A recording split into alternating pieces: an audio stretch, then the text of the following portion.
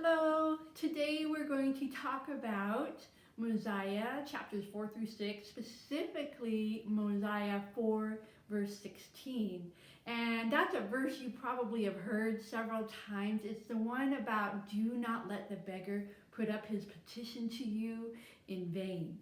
And I find it really helps to understand how Mosiah used that word, because in Mosiah and Alma's time, beggar was used differently than it is today.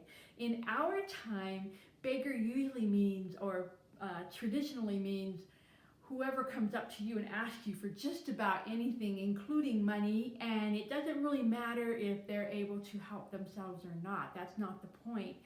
And in Mosiah's time, beggar is a much more specific word, and it refers to something much more distinct than in our day. So if we take a look at what Mosiah's message truly was, it helps us when we study these scriptures. So the first word I want to pull out is perish. Perish is not a common word, but it basically means to die, usually like an untimely or a sudden death. And it means to cease to exist. So Mosiah's message is if you come across somebody who is so hungry or who is so naked and exposed to the elements that they're about to die and you pass them up, you're in a lot of trouble with God.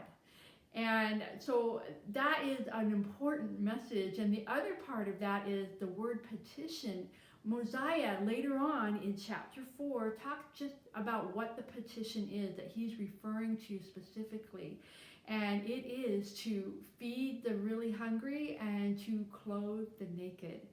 This really helps us as we study to understand what Mosiah and also Alma, who also refers to the exact same message in Alma chapter 1, he repeats this. But anyway, the message about the beggar is for those who are really destitute and really at the end of what they can do.